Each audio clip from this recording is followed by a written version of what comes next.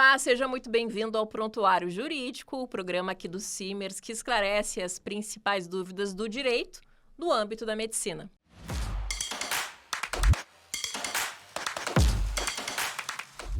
Nós verificamos aqui no sindicato muitas dúvidas, é um tema muito recorrente para aqueles médicos que estão ingressando na carreira e que não sabem muito bem quais são os seus direitos e quais são as diferenciações referentes aos outros vínculos. E o que caracteriza a residência médica do ponto de vista jurídico, doutora? Bom, então, a residência médica ela é uma pós-graduação caracterizada por um treinamento em serviço. Então, ela nada mais é do que uma formação supervisionada. Então, aquele médico que está se aperfeiçoando nessa especialidade, ele está efetivamente trabalhando, mas sendo supervisionado, então, por médicos especialistas na área e mais experiente. Então, embora a relação tenha um trabalho efetivamente prestado, o foco dela é o processo de ensino-aprendizagem desse profissional. E qual é o vínculo jurídico que esse residente tem com o hospital em que ele atua, né? Existe algum contrato de trabalho formalizado? Como é que isso funciona? Sim. Então, na verdade, todo médico residente, para ingressar no programa de residência, ele passa por um processo seletivo, né? E a partir disso vai ser formalizado um contrato ali com a instituição. Esse contrato, ele não é um contrato de trabalho propriamente dito, mas é um contrato ali para perfectibilizar, para formalizar a formação e garantir ali os direitos desse residente, como, por exemplo, a bolsa auxílio, né? A bolsa remuneração, que é a contraprestação que esse residente recebe por esse trabalho que ele está prestando. Vamos começar, doutora, com um manual e uma resolução, né, que rege essa questão da publicidade médica, que é o manual da CODAME e a resolução do Conselho Federal de Medicina. Primeiramente, qual a diferença entre elas, né, esses guias aí para os médicos? Certo. Então, o Conselho Federal, ele tem essa resolução que ela vai tratar sobre as regras, né? O que pode, o que não pode, quais são as características, né? Quando pode, quais são os limites. Isso vai ser tratado pelo Conselho através dessa resolução. As normativas estão ali, né? Vai regulamentar essa área da medicina. Já o manual vai ser uma forma de explicar mais facilmente para os médicos. Então, nesse manual, por exemplo, vai ter o artigo, né, da resolução e vai ter uma explicação do que esse artigo quer dizer, como que ele é na prática, quais são os limites, né? Muitas vezes o manual vai ter imagens mostrando o que é permitido, o que não é permitido. Então, ele se torna mais fácil, uma leitura mais fácil para os médicos.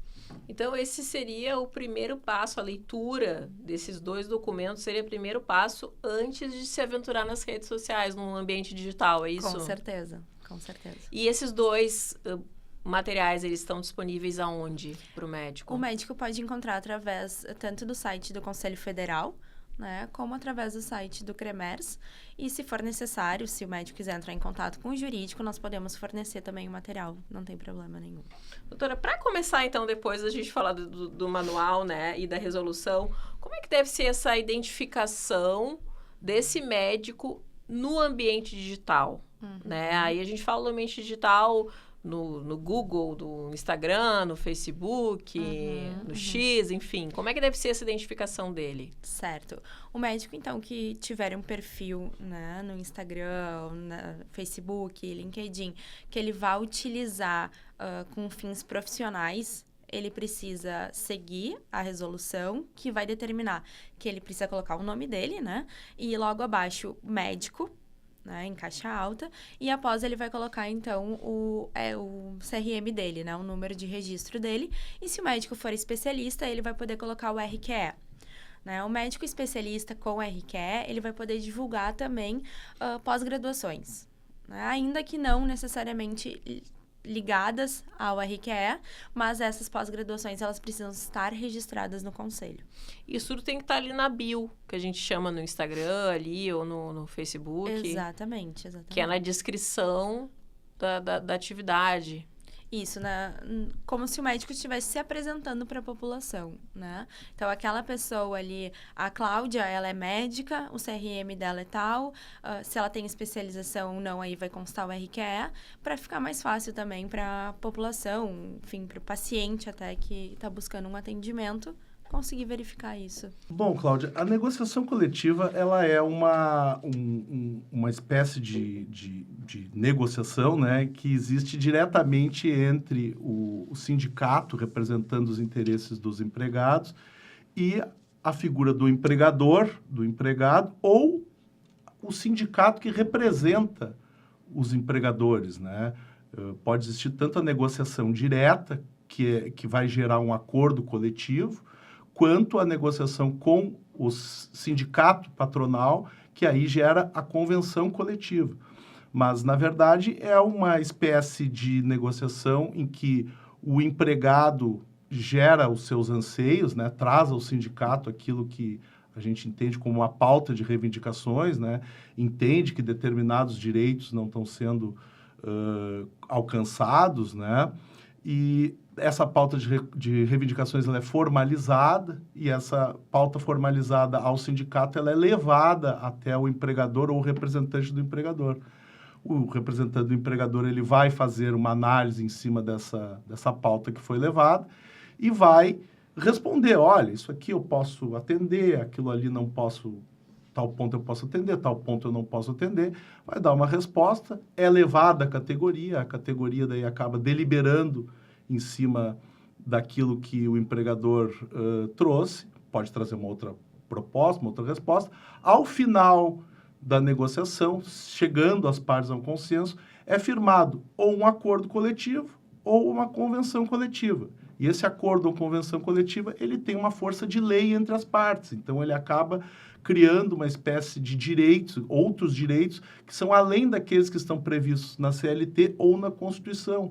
Então, são direitos que acabam não estando previstos necessariamente em lei, mas que são direitos superiores àqueles previstos em lei. Eu posso te dar alguns exemplos. Por exemplo, a lei prevê, por exemplo, o adicional noturno. O adicional noturno ele deve ser de 20%, deve ser uma hora que deve ser paga 20% a mais pelo fato do médico trabalhar em horário noturno. A partir das 19? A partir das 22 horas. Tá? Das 22 até as 5 da manhã é o que a CLT prevê. Mas, graças às negociações coletivas, né, e aos acordos coletivos que o Simers vem obtendo há muitos anos, no caso dos médicos, nós temos uma norma que prevê que o adicional é de 50% para quem trabalha em período noturno, ou seja, superior àquele previsto na lei. Outra questão que também pode ser trazida como exemplo, não existe previsão legal para o adicional de tempo de serviço, né? O adicional de tempo de serviço é uma criação que vem das normas coletivas. Então, aquele médico, né, e aqui tratando especificamente do Simers e tratando também das convenções mais relevantes que a gente tem aqui, que seria o Sindiospa e o Sindiberf, que são os sindicatos tanto dos hospitais particulares quanto dos hospitais beneficentes, todas elas prevêem um adicional de tempo de serviço, ou seja, aquele médico que trabalha por mais de 5 anos, a cada 5 anos trabalhados, ele recebe mais 5%, que é um adicional por tempo de serviço. Isso não está previsto na lei, né?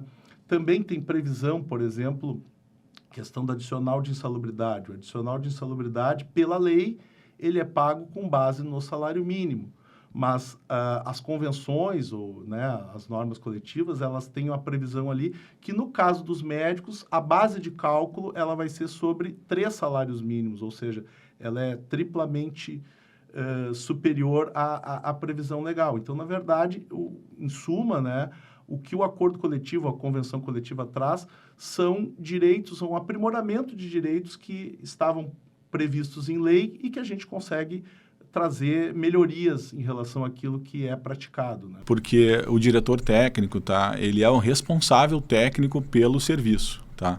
Seja o serviço de saúde ou a instituição de saúde, ele é o principal, assim, é o lead, tá? E a responsabilidade dele, ela é perante todos os órgãos, né? Seja o Conselho Regional de Medicina, seja o Ministério Público, as entidades sanitárias, ele é o que vai responder por uma técnica mal aplicada, por qualquer questão ética, né, na legislação médica, é o diretor técnico que precisa fiscalizar e regulamentar, né, as funções, né, o cumprimento de toda a legislação. E esse diretor técnico, ele precisa ser médico?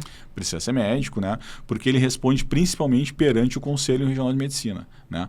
Toda a questão da ética médica, né, que vem lá do Código de Ética Médica, é função do diretor técnico, né, responder por isso, assegurar, né, o cumprimento do Código de Ética Médica. Doutor, muito obrigada pelos esclarecimentos aqui. Eu tenho certeza que o pessoal que está nos assistindo gostou muito também deste programa. O Prontuário Jurídico de hoje fica por aqui, mas no ano que vem a gente volta falando sobre a questão da direção clínica no Prontuário Jurídico. Feliz Natal, feliz Ano Novo. Até mais.